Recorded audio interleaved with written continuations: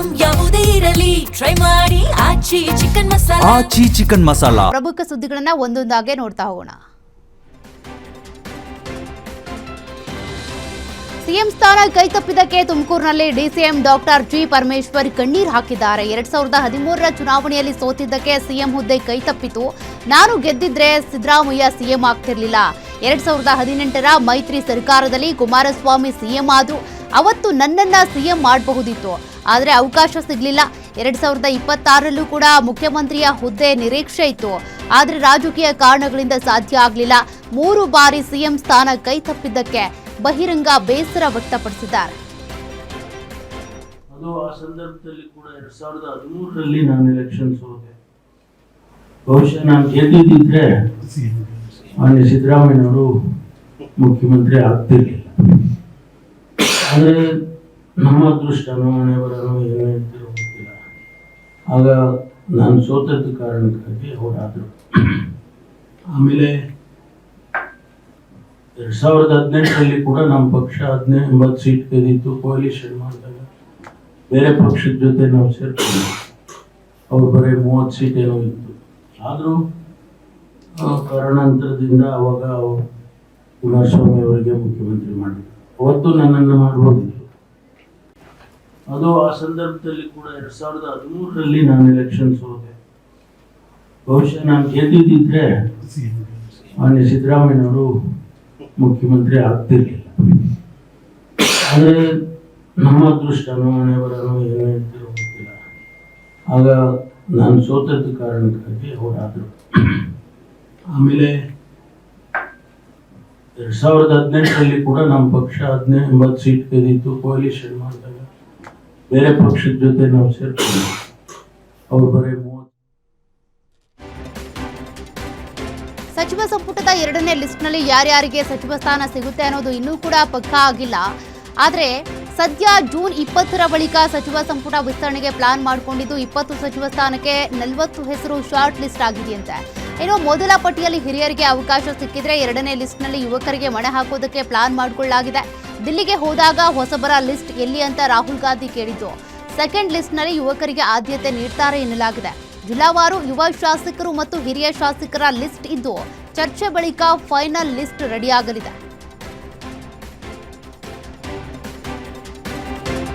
ನಗರಾಭಿವೃದ್ಧಿ ಬಿಟ್ಟು ಸಾರಿಗೆ ಇಲಾಖೆ ಕೊಟ್ಟಿದ್ದಕ್ಕೆ ನನಗೆ ಬೇಸರ ಇಲ್ಲ ಅಂತ ಸಚಿವ ಭೈರತಿ ಸುರೇಶ್ ಹೇಳಿದ್ದಾರೆ. ಇನ್ನು ವಿಧಾನಸೌಧದಲ್ಲಿ ಮಾತನಾಡಿದ ಅವರು, ವರಿಷ್ಠರು ರಾಜ್ಯ ನಾಯಕರು ಯೋಚಿಸಿ ನನಗೆ ಖಾತೆಯನ್ನು ಕೊಟ್ಟಿದ್ದಾರೆ. ಯಾವುದೇ ಖಾತೆ ಕೊಟ್ಟರೂ ಕೂಡ ನಾನು ನಿಭಾಯಿಸುತ್ತೇನೆ ಅಂತ ಹೇಳಿದರು. ಜಮೀರ್ಗೆ ಮಂತ್ರಿ ಸ್ಥಾನ ನೀಡುವಂತೆ ಒತ್ತಡ ಕೇಳಿಬರ್ತಿರುವ ವಿಚಾರವಾಗಿ ಮಾತನಾಡಿದ ಅವರು, ಯಾರಿಗೆ ಮಂತ್ರಿ ಸ್ಥಾನ ಕೊಡಬೇಕು ಅನ್ನೋದು ಹೈಕಮಾಂಡ್ ನಿರ್ಧಾರ ತೆಗೆದುಕೊಳ್ಳುತ್ತೆ ಅಂತ ಹೇಳಿದರು.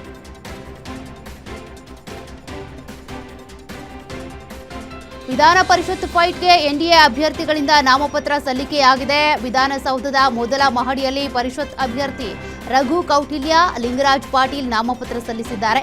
ಈ ವೇಳೆ ಅಭ್ಯರ್ಥಿಗಳಿಗೆ ಮಾಜಿ ಸಿಎಂ ಯಡಿಯೂರಪ್ಪ, ಬಿಜೆಪಿ ರಾಜ್ಯಾಧ್ಯಕ್ಷ ಬಿವೈ ವಿಜಯೇಂದ್ರ, ಅಶ್ವಥ್ ನಾರಾಯಣ್, ಚಲವಾದಿ ನಾರಾಯಣ ಸ್ವಾಮಿ ಕೂಡ ಸಾಥ್ ಕೊಟ್ಟಿದ್ದಾರೆ.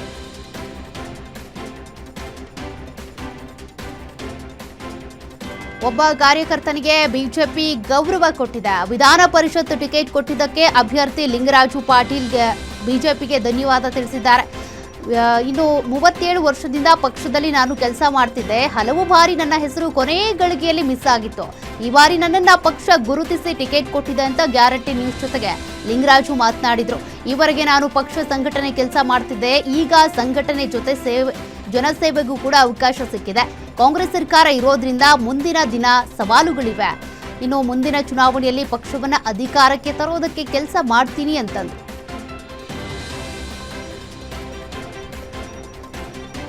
ಮಾಜಿ ಪ್ರಧಾನಿ ದೇವೇಗೌಡರಿಗೆ ರಾಜ್ಯಸಭೆ ಟಿಕೆಟ್ ಕೈತಪ್ಪಿದ್ದಕ್ಕೆ ರಾಜ್ಯ ಕಾಂಗ್ರೆಸ್ ಉಸ್ತುವಾರಿ ಸುರ್ಜೇವಾಲಾ ವ್ಯಂಗ್ಯವಾಡಿದ್ದಾರೆ. ಇದು ಮಾಜಿ ಪ್ರಧಾನಿಗೆ ಬಿಜೆಪಿ ಮಾಡಿದ ಅವಮಾನ ಅಂತ ಎಕ್ಸ್ನಲ್ಲಿ ಪೋಸ್ಟ್ ಹಾಕಿ ಕಿಡಿಕಾರಿದ್ದಾರೆ. ಇದಕ್ಕೆ ಜೆಡಿಎಸ್ ಕೂಡ ತಿರುಗೇಟು ನೀಡಿದೆ. ಭೂತದ ಬಾಯಲ್ಲಿ ಭಗವದ್ಗೀತೆ ಅಂತ ಜೆಡಿಎಸ್ ಪೋಸ್ಟ್ ಮಾಡಿದೆ. ಮಿಸ್ಟರ್ ವಸೂಲಿವಾಲಾ, ಜೆಡಿಎಸ್ ಬಗ್ಗೆ ಮಾತಾಡೋ ಮುನ್ನ ಇತಿಹಾಸ ನೋಡಿ. ಕಾಂಗ್ರೆಸ್ನ ಕರಾಳ ಇತಿಹಾಸವನ್ನ ಒಮ್ಮೆ ನೆನಪಿಸಿಕೊಳ್ಳಿ. 1997ರಲ್ಲಿ ದೇವೇಗೌಡರನ್ನ ಪ್ರಧಾನಿ ಸ್ಥಾನದಿಂದ ಕೆಳಗಿಳಿಸಿದ ದ್ರೋಹಿಗಳು ನೀವು. ಕಾಂಗ್ರೆಸ್ನ ಈ ದ್ರೋಹವನ್ನ 30 ವರ್ಷದಿಂದ ಕನ್ನಡಿಗರು ಪ್ರಶ್ನಿಸ್ತಾ ಇದ್ದಾರೆ, ಉತ್ತರಿಸಿ. 2019ರಲ್ಲಿ ಮೈತ್ರಿ ನಾಟಕವಾಡಿ ಕುಮಾರಸ್ವಾಮಿಗೆ ಚೂರಿ ಹಾಕಿದ್ದು ನಿಮ್ಮ ಸರ್ಕಾರ ಅಂತ ಸುರ್ಜೇವಾಲಾ ಪೋಸ್ಟ್ ವಿರುದ್ಧ ಜೆಡಿಎಸ್ ಪೋಸ್ಟ್ ಹಾಕಿ ಕಿಡಿಕಾರಿದೆ.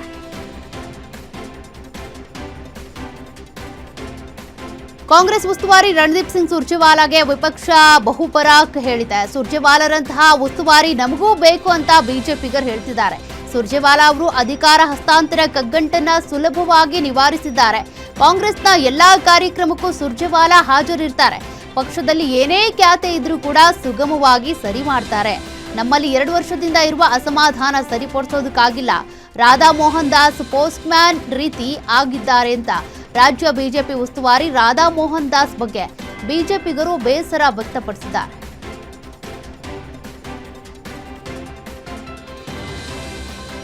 ಕಾಂಗ್ರೆಸ್ ಮುಖಂಡ ಸೂರಜ್ ಹೆಗ್ಡೆ ನಿಧನಕ್ಕೆ ಗಣ್ಯರು ಕಂಬನಿ ಮಿಡಿದಿದ್ದಾರೆ. ಸೂರಜ್ ಹೆಗ್ಡೆ ನಿವಾಸಕ್ಕೆ ಮಾಜಿ ಸಿಎಂ ಸಿದ್ದರಾಮಯ್ಯ ಭೇಟಿ ನೀಡಿ ಅಂತಿಮ ದರ್ಶನ ಪಡ್ಕೊಂಡ್ರು.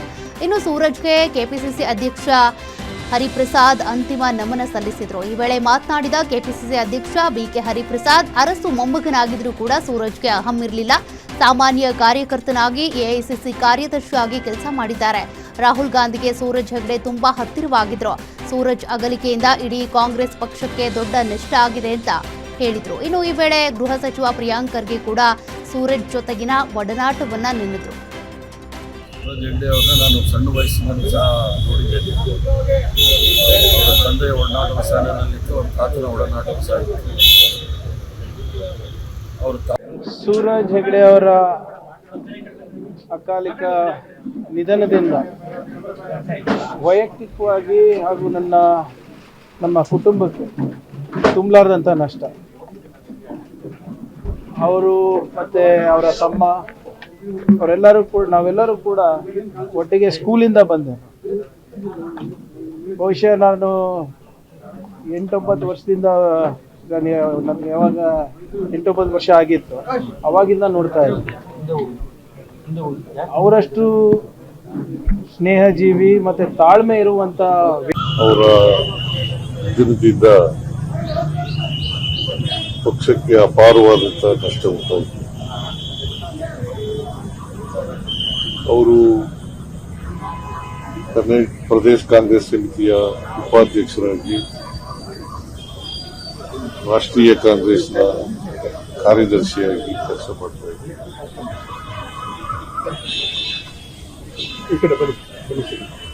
ಮೊನ್ನೆ ನಾನು ದೇವರಾಜ ಅರಸರವರಿಗೆ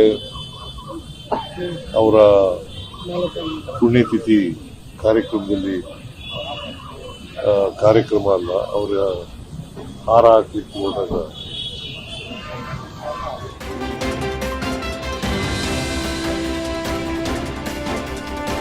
ರಾಜ್ಯದ ಹಲವೆಡೆ ಮುಂಗಾರು ಮಳೆ ಅಬ್ಬರ ಜೋರಾಗ್ತಾ ಇದೆ. ಇವತ್ತಿನಿಂದ 3 ದಿನ 8 ಜಿಲ್ಲೆಗಳಲ್ಲಿ ಭಾರೀ ಮಳೆಯ ಮುನ್ಸೂಚನೆಯನ್ನ ಹವಾಮಾನ ಇಲಾಖೆ ಕೊಟ್ಟಿದೆ. ಕರಾವಳಿ ಮತ್ತು ಉತ್ತರ ಒಳನಾಡಿನಲ್ಲಿ ರೆಡ್ ಅಲರ್ಟ್ ಘೋಷಣೆ ಮಾಡಲಾಗಿದ್ದು, ಕರಾವಳಿ ಭಾಗದಲ್ಲಿ ಕಟ್ಟೆಚ್ಚರ ವಹಿಸಲಾಗಿದೆ. ಎನ್ಡಿಆರ್ಎಫ್ ತಂಡವನ್ನು ನಿಯೋಜನೆ ಮಾಡಿದ್ದು, ಈಗಾಗಲೇ ಬಿರುಗಾಳಿ ಸಹಿತ ಮಳೆಗೆ ಹಲವೆಡೆ ರೈತರ ಬೆಳೆಗಳು ನಾಶವಾಗಿವೆ. ಇನ್ನು ರಾಜ್ಯದ ಹಲವೆಡೆ ವರುಣಾರ್ಭಟಕ್ಕೆ ಜನಜೀವನ ಸಂಪೂರ್ಣ ಅಸ್ತವ್ಯಸ್ತಗೊಂಡಿದೆ.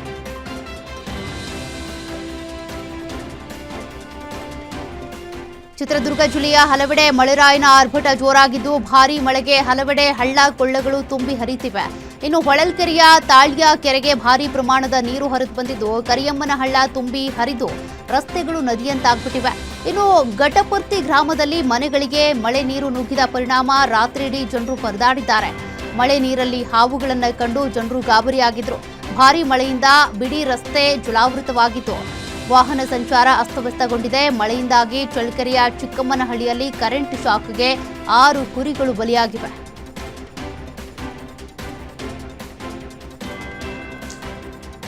ದೆಹಲಿಯಲ್ಲಿ ಬಿರುಗಾಳಿ ಸಹಿತ ಮಳೆಯಾಗಿದ್ದು, ಇನ್ನು ಇಂದಿರಾ ಗಾಂಧಿ ಏರ್ಪೋರ್ಟ್ನಲ್ಲಿ ನಾನಾ ಅವಾಂತರಗಳೇ ಸೃಷ್ಟಿಯಾಗ್ಬಿಟ್ಟಿವೆ. ಬಿರುಗಾಳಿಯ ಹೊಡೆತಕ್ಕೆ ತಾನಾಗೆ ಮೆಟ್ಟಿಲುಗಳು ಚಲಿಸಿದ್ದು, 3 ಏರ್ ಇಂಡಿಯಾ ವಿಮಾನಗಳಿಗೆ ಮೆಟ್ಟಿಲುಗಳು ಡಿಕ್ಕಿ ಹೊಡೆದಿವೆ. ಇನ್ನು ಮೆಟ್ಟಿಲನ್ನ ನಿಲ್ಲಿಸೋದಕ್ಕೆ ಅಂತ ಏರ್ಪೋರ್ಟ್ ಸಿಬ್ಬಂದಿ ಓಡಿದ್ದಾರೆ.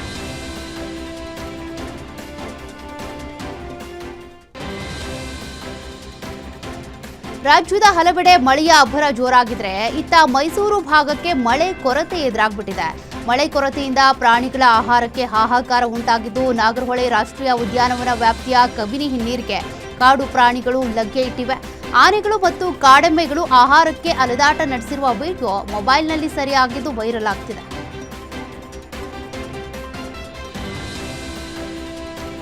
ಚಿಕ್ಕಬಳ್ಳಾಪುರ ಜಿಲ್ಲೆ ಗೌರಿಬಿದನೂರಿನಲ್ಲಿ ಘನ ತ್ಯಾಜ್ಯ ಘಟಕದ ಯಂತ್ರಗಳು ತುಕ್ಕು ಹಿಡಿತಾ ಇವೆ. 23 ಹಳ್ಳಿಗಳ ಕಸ ವಿಲೇವಾರಿಗೆ ಬರೋಬ್ಬರಿ 60 ಲಕ್ಷ ರೂಪಾಯಿ ವೆಚ್ಚದಲ್ಲಿ ಘಟಕ ನಿರ್ಮಾಣ ಮಾಡಲಾಗಿದೆ. ಆದರೆ ಘಟಕದ ಆವರಣ ಈಗ ಅಕ್ರಮ ಚಟುವಟಿಕೆಗಳ ಅಡ್ಡೆ ಆಗ್ಬಿಟ್ಟಿದೆ.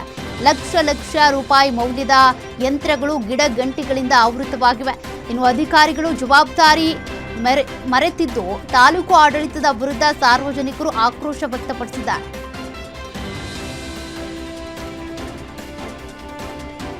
ಬಾಗಲಕೋಟೆ ಜಿಲ್ಲೆ ಜಮಖಂಡಿ ತಾಲೂಕಿನ ಕೊಣ್ಣೂರ ಗ್ರಾಮದಲ್ಲಿ ಮಡ್ಡಿ ವಸ್ತಿ ನಿವಾಸಿಗಳಿಗೆ ನೀರಿನ ಸಮಸ್ಯೆ ಎದುರಾಗ್ಬಿಟ್ಟಿದೆ. ನಿವಾಸಿಗಳಿಗಾಗಿ ಮಂಜೂರಾದ ಬೋರ್ವೆಲ್ ಬೇರೆಡೆ ಶಿಫ್ಟ್ ಆಗಿದ್ದು 4-5 ತಿಂಗಳಿಂದ ಕೆಟ್ಟ ಬೋರ್ವೆಲ್ಗೆ ರಿಪೇರಿ ಭಾಗ್ಯ ಸಿಕ್ಕಿಲ್ಲ. ಮಡ್ಡಿ ವಸತಿ ಕುಟುಂಬಗಳ ಬಗ್ಗೆ ಅಧಿಕಾರಿಗಳು ನಿರ್ಲಕ್ಷ್ಯ ತೋರುತ್ತಿದ್ದಾರೆ ಅಂತ ಜಮಖಂಡಿ ಶಾಸಕ ಅಧಿಕಾರಿಗಳ ವಿರುದ್ಧ ವಸತಿ ಜನರು ಆಕ್ರೋಶ ವ್ಯಕ್ತಪಡಿಸಿದ್ದಾರೆ. ಇನ್ನು ಮೂಲ ಸೌಕರ್ಯ ಒದಗಿಸುವ ವಿಚಾರದಲ್ಲಿ ಅಧಿಕಾರಿಗಳು ನಿರ್ಲಕ್ಷ್ಯ ತೋರಿದ್ದು ಮಡ್ಡಿ ವಸತಿ ಅಭಿವೃದ್ಧಿಗೆ ಬಂದಿದ್ದ ಯೋಜನೆಗಳನ್ನ ಬೇರೆಡೆಗೆ ಸ್ಥಳಾಂತರ ಮಾಡಿರುವ ಆರೋಪವೂ ಕೇಳಿಬಂದಿದೆ. ಬಸ್ ನಿಲ್ದಾಣ, ಕುಡಿಯುವ ನೀರಿಗಾಗಿ ನಿವಾಸಿಗಳು ಆಗ್ರಹಿಸಿದ್ದಾರೆ.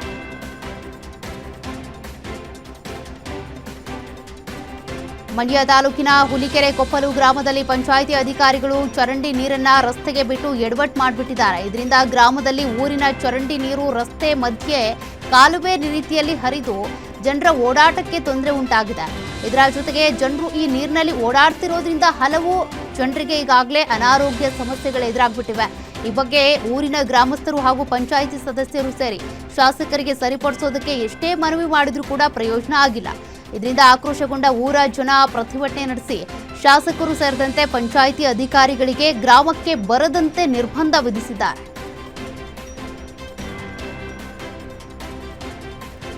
ನೆಲಮಂಗಲದಲ್ಲಿ ಶ್ರೀಗಂಧ ಕಳ್ಳರ ಹಾವಳಿ ಹೆಚ್ಚಾಗಿದ್ದು, ಶ್ರೀಗಂಧ ತೋಟಕ್ಕೆ ನುಗ್ಗಿ ಗಂಧದ ಮರ ಕಡಿದು ಕಿಡಿಗೇಡಿಗಳು ಎಸ್ಕೇಪ್ ಆದ ಘಟನೆ ಶ್ರೀನಿವಾಸಪುರದಲ್ಲಿ ನಡೆದಿದೆ.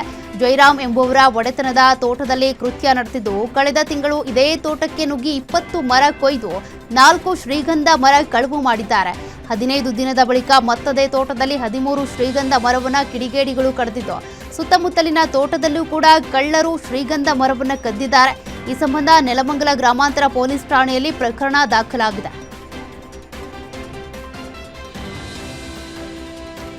ಮನೆ ಮುಂದೆ ನಿಲ್ಲಿಸಿದ ಬೈಕ್ಗೆ ಕಿರಾತಕರು ಬೆಂಕಿ ಇಟ್ಟ ಘಟನೆ ಬೆಂಗಳೂರಿನ ದೊಡ್ಡಗೌಡನ ಪಾಳ್ಯದಲ್ಲಿ ನಡೆದಿದೆ. ಹಳೆ ದ್ವೇಷದ ಹಿನ್ನೆಲೆ ಬೈಕ್ಗೆ ಪೆಟ್ರೋಲ್ ಸುರಿದು ಇಬ್ಬರು ಕಿರಾತಕರು ಬೆಂಕಿ ಹಚ್ಚಿದ್ದು, ಪುಂಡರ ದುಷ್ಕೃತ್ಯಕ್ಕೆ ಕ್ಷಣಾರ್ಧದಲ್ಲಿ ಬೈಕ್ ಸುಟ್ಟು ಕರಕಲಾಗಿದೆ. ಇನ್ನು ಬೈಕ್ಗೆ ಬೆಂಕಿ ಹಚ್ಚುತ್ತಿರುವ ದೃಶ್ಯ ಸಿಸಿಟಿವಿಯಲ್ಲಿ ಸೆರೆಯಾಗಿದ್ದು, ಅಕ್ಕಪಕ್ಕದ ಮನೆಯವರು ಬಂದು ನೋಡೋ ಅಷ್ಟರಲ್ಲಿ ಪುಂಡರು ಎಸ್ಕೇಪ್ ಆಗಿದ್ದಾರೆ.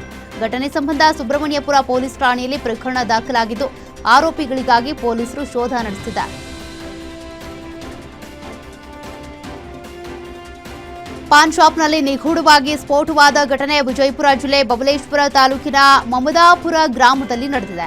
ಗ್ರಾಮದ ರವಿ ಕಿರಣ ಎಂಬುವರಿಗೆ ಸೇರಿದ ಶೆಡ್ ಮಾದರಿಯ ಪಾನ್ ಶಾಪ್ನಲ್ಲಿ ಸ್ಫೋಟವಾಗಿದ್ದು, ಪಾನ್ ಶಾಪ್ ಒಳಗೆ ಫ್ರಿಡ್ಜ್ಗೆ ಯಾವುದೇ ಹಾನಿಯಾಗಿಲ್ಲ. ಹೊರಗಡೆಯಿಂದ ಸ್ಫೋಟವಾಗಿರುವ ಶಂಕೆ ವ್ಯಕ್ತವಾಗಿದೆ. ಇನ್ನು ಘಟನಾ ಸ್ಥಳಕ್ಕೆ ಬಬಲೇಶ್ವರ ಪೊಲೀಸರು ಭೇಟಿ ನೀಡಿ ಪರಿಶೀಲನೆ ನಡೆಸಿದ್ದಾರೆ. ಅಗ್ನಿಶಾಮಕ ದಳ, ಸೋಕೋ ತಂಡ, ಶ್ವಾನದಳದಿಂದ ಪರಿಶೀಲನೆ ನಡೆದಿದ್ದು, ಯಾವುದೇ ಸ್ಫೋಟಕ ವಸ್ತುಗಳು ಕೂಡ ಪತ್ತೆಯಾಗಿಲ್ಲ. ಮಳೆ ಬಂದಿದ್ದರಿಂದ ಪಾನ್ ಶಾಪ್ಗೆ ಸಿಡಿಲು ಬಡಿದಿರುವ ಶಂಕೆಯೂ ವ್ಯಕ್ತವಾಗಿದೆ. ತನಿಖೆ ಬಳಿಕ ಸ್ಫೋಟಕ್ಕೆ ನಿಖರ ಕಾರಣ ಏನು ಅಂತ ತಿಳಿದು ಬರಲಿದೆ.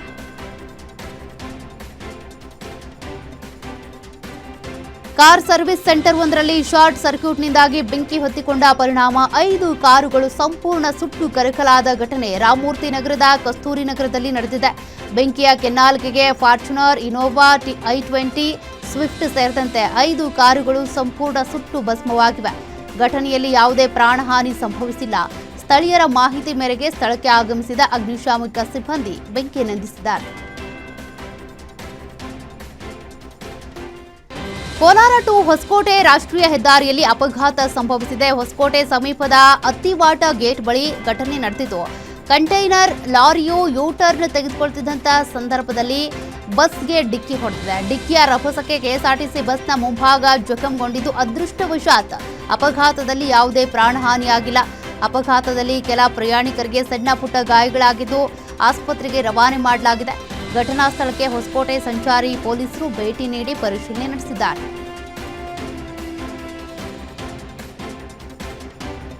ಕಾರು ಡಿಕ್ಕಿಯಾಗಿ ಸ್ಥಳದಲ್ಲೇ 4 ಹಸುಗಳು ಸಾವನ್ನಪ್ಪಿದ ಘಟನೆ ರಾಯಚೂರು ಜಿಲ್ಲೆ ಸಿರವಾರ ತಾಲೂಕಿನ ಕಲ್ಲೂರ ಗ್ರಾಮದ ಬಳಿ ನಡೆದಿದೆ.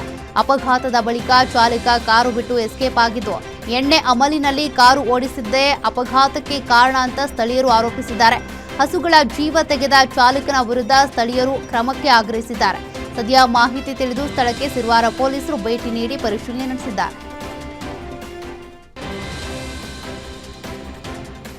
ಹಾಸನದಲ್ಲಿ ರೌಡಿ ಶೀಟರ್ ಓರ್ವನ ಬರ್ಬರ ಹತ್ಯೆಯಾಗಿದೆ. 43 ವರ್ಷದ ಮಂಜೇಶ್ನನ್ನ ದುಷ್ಕರ್ಮಿಗಳು ಮಾರಕಾಸ್ತ್ರಗಳಿಂದ ಕೊಚ್ಚಿ ಕೊಲೆಗೈದಿದ್ದಾರೆ.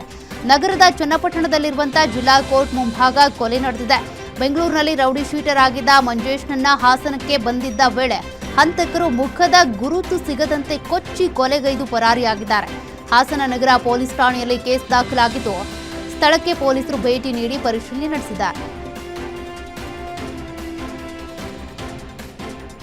ಮೈಸೂರಿನ ಸರಸ್ವತಿಪುರಂನಲ್ಲಿ ಮನೆಯಲ್ಲಿ ನೇಣು ಬಿಗಿದ ಸ್ಥಿತಿಯಲ್ಲಿ ಗೃಹಿಣಿಯ ಶವ ಪತ್ತೆಯಾಗಿದೆ. ಹುಣಸೂರು ಪುರಸಭೆ ಮಾಜಿ ಅಧ್ಯಕ್ಷೆ ಗೀತಾ ಪುತ್ರಿ 30 ವರ್ಷದ ಸಂಧ್ಯಾ ಮೃತಪಟ್ಟಂತ ದುರ್ದೈವಿಯಾಗಿತ್ತು.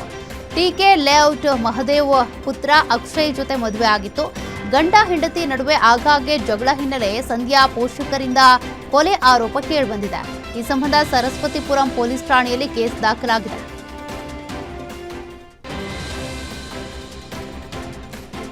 ಬೆಂಗಳೂರಿನ ಕಾಡುಗೋಡಿಯಲ್ಲಿ 5 ವರ್ಷದ ಮಗು ಕೊಲೆ ಪ್ರಕರಣಕ್ಕೆ ಬಿಗ್ ಟ್ವಿಸ್ಟ್ ಸಿಕ್ಕಿದೆ.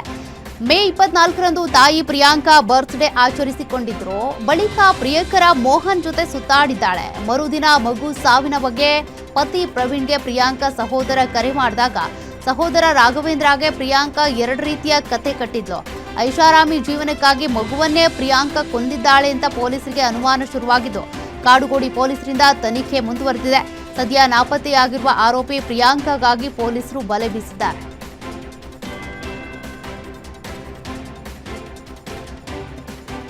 ವಿವಾಹಿತ ಮಹಿಳೆ ಜೊತೆ ಯುವಕ ಅಕ್ರಮ ಸಂಬಂಧ ಹಿನ್ನೆಲೆ ಯುವಕ ಕೊಲೆಯಾದ ಘಟನೆ ಕಲಬುರಗಿ ಜಿಲ್ಲೆ ಆಳಂದ ತಾಲೂಕಿನ ದುತ್ತರಗಾಂವ್ ಗ್ರಾಮದಲ್ಲಿ ನಡೆದಿದೆ.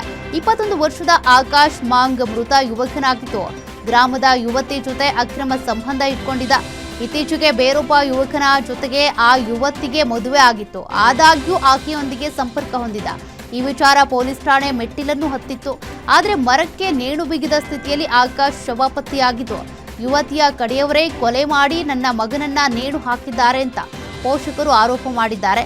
ನಿಂಬರ್ಗಾ ಪೊಲೀಸ್ ಠಾಣೆಯಲ್ಲಿ ಪ್ರಕರಣ ದಾಖಲಾಗಿದೆ.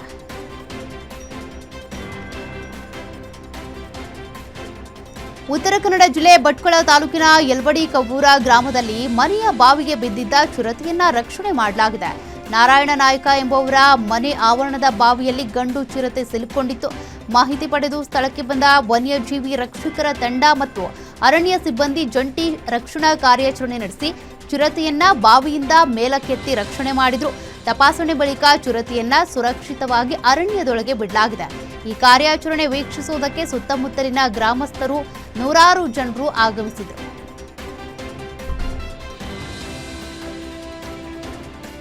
ಚಿಕ್ಕಮಗಳೂರು ತಾಲೂಕಿನ ಆಲ್ದೂರು ಪಟ್ಟಣದಲ್ಲಿ ಕಾಡಾನೆಗಳ ಹಾವಳಿಯಿಂದ ಜನರು ಆತಂಕಕ್ಕೀಡಾಗಿದ್ದಾರೆ. ಸರ್ಕಾರಿ ಕಾಲೇಜಿನ ಗೇಟ್ ಮುರಿದು ಕಾಡಾನೆಗಳು ಒಳ ನುಗ್ಗಿದ್ದು ಕಾಲೇಜಿನ ಗೇಟ್ ಅನ್ನ ಧ್ವಂಸಗೊಳಿಸಿವೆ. ಕಾಡಾನೆಗಳ ಓಡಾಟಕ್ಕೆ ನಿವಾಸಿಗಳು ಇಡೀ ರಾತ್ರಿ ಜಾಗರಣೆ ಮಾಡಿದ್ದು, ಮನೆ ಗೇಟ್ ಮುರಿದು ಮನೆ ಅಂಗಳಕ್ಕೆ ನುಗ್ಗೋದಕ್ಕೆ ಕಾಡಾನೆಗಳು ಯತ್ನಿಸಿದ್ವು. ಈ ಬಗ್ಗೆ ಅರಣ್ಯ ಇಲಾಖೆ ಸಿಬ್ಬಂದಿಗೆ ಸ್ಥಳೀಯರು ಮಾಹಿತಿ ನೀಡಿದ್ದು, ಮಧ್ಯರಾತ್ರಿಯೇ ಕಾಡಾನೆಗಳನ್ನು ಆಲ್ದೂರು ಅರಣ್ಯ ಸಿಬ್ಬಂದಿ ಕಾಡಿಗಟ್ಟಿದ್ದಾರೆ.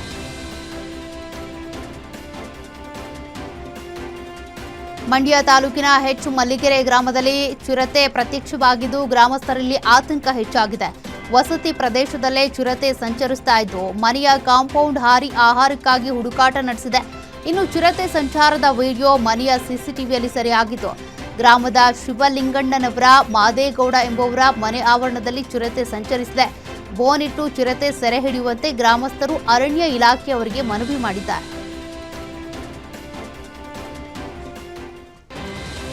ಮತ್ತೆ ಇರಾನ್, ಅಮೆರಿಕ, ಇಸ್ರೇಲ್ ಯುದ್ಧ ಶುರುವಾಗಿದ್ದು ಇಸ್ರೇಲ್ ದೇಶದ 2 ವಾಯುನೆಲೆಗಳ ಮೇಲೆ ಇರಾನ್ ದಾಳಿ ಮಾಡಿದೆ. ಇರಾನ್ ಕ್ಷಿಪಣಿ ದಾಳಿಗೆ ಇಸ್ರೇಲ್ನ 2 ವಾಯುನೆಲೆಗಳು ಉಡಿಸಾಗಿತ್ತು. ಇರಾನ್ ವಿರುದ್ಧ ಕೂಡಲೇ ಇಸ್ರೇಲ್ ಪ್ರತಿ ದಾಳಿ ನಡೆಸಿದೆ. ಇರಾನ್ನ ಪೆಟ್ರೋಕೆಮಿಕಲ್ಸ್ ಫ್ಯಾಕ್ಟರಿ ಮೇಲೆ ಇಸ್ರೇಲ್ ವಾಯುದಾಳಿ ನಡೆಸಿದ್ದು, ಲೆಬನಾನ್ ವಿರುದ್ಧ ಇಸ್ರೇಲ್ ನಡೆಸ್ತಾ ಇರುವ ಕಾರ್ಯಾಚರಣೆಗೆ ಇರಾನ್ ಪ್ರತೀಕಾರ ತೀರಿಸಿಕೊಂಡಿದೆ. ಇತ್ತ ಹೌತಿ ಉಗ್ರರಿಂದಲೂ ಇಸ್ರೇಲ್ ಮೇಲೆ ಕ್ಷಿಪಣಿ ದಾಳಿ ನಡೆದಿದೆ. ಮತ್ತೆ ಮಧ್ಯಪ್ರಾಚ್ಯ ಯುದ್ಧ ತೀವ್ರಗೊಂಡಿದ್ದು, ನೂರಾರು ಸಂಖ್ಯೆಯಲ್ಲಿ ಇಸ್ರೇಲ್ ಮೇಲೆ ಇರಾನ್ ಕ್ಷಿಪಣಿ ದಾಳಿ ನಡೆಸಿದೆ. ಇಸ್ರೇಲ್ ದೇಶದ ಹಲವೆಡೆ ಏಕಕಾಲಕ್ಕೆ ಸೈರನ್ಗಳು ಮೊಳಗಿದ್ದು, ಈವರೆಗೆ 20ಕ್ಕೂ ಹೆಚ್ಚು ಕ್ಷಿಪಣಿಗಳು ಇಸ್ರೇಲ್ ನೆಲಕ್ಕೆ ಅಪ್ಪಳಿಸಿರುವ ಸಾಧ್ಯತೆ ಇದೆ. ಇಸ್ರೇಲ್ನಿಂದ ಕೂಡ ಇರಾನ್ ಸೇನಾ ನೆಲೆಗಳ ಮೇಲೆ ದಾಳಿ ನಡೆದಿದ್ದು, IRGC ನೆಲೆಗಳ ಮೇಲೆ ಇಸ್ರೇಲ್ ವಾಯುದಾಳಿ ನಡೆಸಿದೆ. ಇನ್ನು ಟೆಹರಾನ್ ಮತ್ತು ಇಸ್ಫಹಾನ್ ಮೇಲೆ ಇಸ್ರೇಲ್ ವಾಯುದಾಳಿ ನಡೆಸಿದ್ದು, ಇರಾನ್ ಇಸ್ರೇಲ್ ಯುದ್ಧದ ನಡುವಲ್ಲೇ ಭಾರತದ ಎಚ್ಚರಿಕೆ ನಡೆ ಇಟ್ಟಿದೆ. ಇನ್ನು ಇರಾನ್ಗೆ ಹೋಗಬೇಡಿ ಅಂತ ಭಾರತೀಯ ವಿದೇಶಾಂಗ ಇಲಾಖೆ ಸೂಚನೆ ಕೊಟ್ಟಿದೆ. ಭಾರತೀಯ ನಾಗರಿಕರಿಗೆ ಟೆಹರಾನ್ ರಾಯಭಾರ ಕಚೇರಿ ಎಚ್ಚರಿಕೆ ಸಂದೇಶ ಕೊಟ್ಟಿದೆ. ದಕ್ಷಿಣ ಫಿಲಿಪೈನ್ಸ್ನ ಮಿಂಡಾನಾವೋದಲ್ಲಿ ಪ್ರಬಲ ಭೂಕಂಪ ಸಂಭವಿಸಿದೆ. ಬುರಿಯಾಸ್ನಿಂದ 24.7 ಕಿಲೋಮೀಟರ್ ದೂರದಲ್ಲಿ ಭೂಕಂಪದ ಕೇಂದ್ರ ಇದ್ದು, ರಿಕ್ಟರ್ ಮಾಪಕದಲ್ಲಿ 7.8 ತೀವ್ರತೆ ದಾಖಲಾಗಿದೆ. ಇನ್ನು ಭೂಕಂಪದ ತೀವ್ರತೆಗೆ ಕಟ್ಟಡಗಳು ನೆಲಸಮವಾಗಿದ್ದು, ಭೂಕಂಪಕ್ಕೆ 4 ಮಂದಿ ಸಾವಾಗಿದೆ. ಇನ್ನು ಅಲ್ಲದೆ ನೂರಾರು ಜನರು ಗಾಯಗೊಂಡಿದ್ದಾರೆ. ಇತ್ತ ಮಲೇಷ್ಯಾ ದೇಶದಲ್ಲೂ ಕೂಡ ಭೂಕಂಪದ ಅನುಭವ ಆಗಿದೆ. ಇಂಡೋನೇಷ್ಯಾ ಮತ್ತು ಮಲೇಷ್ಯಾದಲ್ಲಿ ಕಡಲ ತೀರದಲ್ಲಿ 1 ಮೀಟರ್ ಎತ್ತರದ ಅಲೆಗಳು ದಡಕ್ಕೆ ಅಪ್ಪಳಿಸಿವೆ. ಇನ್ನು ಫಿಲಿಪೈನ್ಸ್ ಕರಾವಳಿ ಭಾಗದಲ್ಲಿ ಸುನಾಮಿ ಎಚ್ಚರಿಕೆ ನೀಡಿದ್ದು, ಮುನ್ನೆಚ್ಚರಿಕಾ ಕ್ರಮವಾಗಿ ನೌಕಾಸೇನೆ ರಕ್ಷಣಾ ಪಡೆಗಳ ನಿಯೋಜನೆ ಮಾಡಲಾಗಿದೆ. ಇಂಡೋನೇಷ್ಯಾ, ತೈವಾನ್, ಜಪಾನ್ನಲ್ಲೂ ಕೂಡ ಸುನಾಮಿ ವಾರ್ನಿಂಗ್ ಕೊಟ್ಟಿದ್ದಾರೆ. ಸದ್ಯ ಭಾರತದ ಕಡಲ ತೀರಕ್ಕೆ ಸುನಾಮಿ ಭೀತಿ ಇಲ್ಲ ಅಂತ ಹೇಳಲಾಗಿದೆ.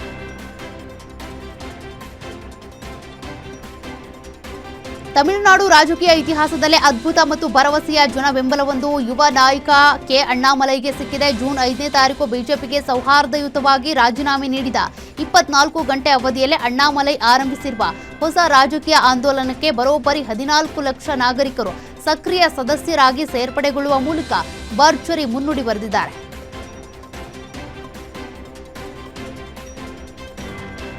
ನಟ ದರ್ಶನ್ ಭೇಟಿ ನೀಡಿದ ಕೇರಳದ ಕಣ್ಣೂರು ಜಿಲ್ಲೆಯಲ್ಲಿರುವಂತಹ ಕೊಟ್ಟಿಯೂರಿನ ಶಿವನ ದೇಗುಲಕ್ಕೆ ಭಕ್ತರ ದಂಡೆ ಹರಿದು ಬರ್ತಾ ಇದೆ. ಇನ್ನು ಭಕ್ತರ ಆಗಮನದಿಂದ ಕಿಲೋಮೀಟರ್ ಗಟ್ಟಲೆ ಕ್ಯೂ ಇದ್ದು, ಭಕ್ತರಿಗೆ ಸೂಕ್ತ ವ್ಯವಸ್ಥೆ ಮಾಡಿಲ್ಲ ಅಂತ ಕರ್ನಾಟಕ ಜನತೆ ಆಕ್ರೋಶ ವ್ಯಕ್ತಪಡಿಸಿದ್ದಾರೆ. ಮಹಿಳೆಯರ ಮೇಲೆ ಕಾಲಿನಿಂದ ನೀರು ಎರಚಿ ದರ್ಪ ತೋರಿದ್ದು, ಮಹಿಳೆಯರನ್ನ ಮನ ಬಂದಂತೆ ತಳ್ಳಿರುವುದಕ್ಕೆ ಆಕ್ರೋಶ ವ್ಯಕ್ತವಾಗಿದೆ. ಕೇರಳದ ಜನರು ಕರ್ನಾಟಕದವರನ್ನ ನಿರ್ಲಕ್ಷ್ಯ ಮಾಡ್ತಿದ್ದಾರೆ ಅನ್ನೋ ಆರೋಪವೂ ಕೇಳಿಬಂದಿದೆ. ನಾರ್ವೆ ಚೆಸ್ ಚಾಂಪಿಯನ್ಶಿಪ್ ಗೆದ್ದಂತಹ ಪ್ರಜ್ಞಾನಂದಾಗೆ ತಮಿಳುನಾಡು ಸಿಎಂ ವಿಜಯ್ ವಿಶಿಷ್ಟ ಗೌರವ ಸಲ್ಲಿಸಿದ್ದಾರೆ. ಚೆನ್ನೈನ ಸಿಎಂ ಕಚೇರಿಯಲ್ಲಿ ವಿಜಯ್ ಜೊತೆ ಗ್ರ್ಯಾಂಡ್ ಮಾಸ್ಟರ್ ಪ್ರಜ್ಞಾನಂದ ಭೇಟಿಯಾಗಿ ಪ್ರಜ್ಞಾನಂದ ಜೊತೆ ತಮಿಳುನಾಡು ಸಿಎಂ ವಿಜಯ್ ಚೆಸ್ ಆಡಿದ್ದಾರೆ. ಬಳಿಕ ಗ್ರ್ಯಾಂಡ್ ಮಾಸ್ಟರ್ ಪ್ರಜ್ಞಾನಂದಾಗೆ 50 ಲಕ್ಷ ರೂಪಾಯಿ ಚೆಕ್ ನೀಡಿ ಗೌರವಿಸಿದ್ದಾರೆ.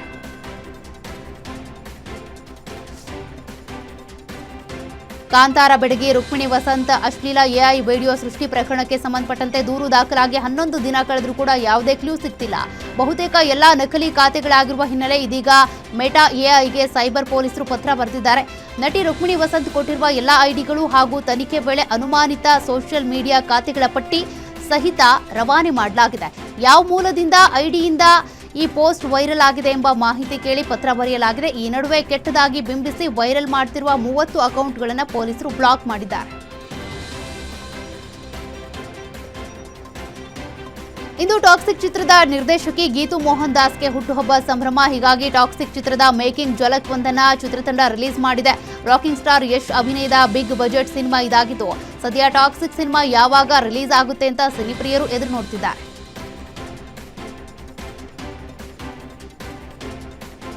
ರಾಜ್ಯದಾದ್ಯಂತ ನಟ ಸುದೀಪ್ ಅಭಿನಯದ ಮ್ಯಾಂಗೋ ಪಚ್ಚ ಚಿತ್ರ ರಿಲೀಸ್ ಆಗಿದ್ದು ಭರ್ಜರಿ ಪ್ರದರ್ಶನ ಕಾಣ್ತಾ ಇದೆ. ನಟ ಶಿವರಾಜ್ ಕುಮಾರ್ ಸುದೀಪ್ ದಂಪತಿ ಜೊತೆ ಒರಿಯಾನ್ ಮಾಲ್ನಲ್ಲಿ ಪ್ರೇಕ್ಷಕರ ಜೊತೆ ಸಿನಿಮಾ ವೀಕ್ಷಿಸಿದ್ದಾರೆ.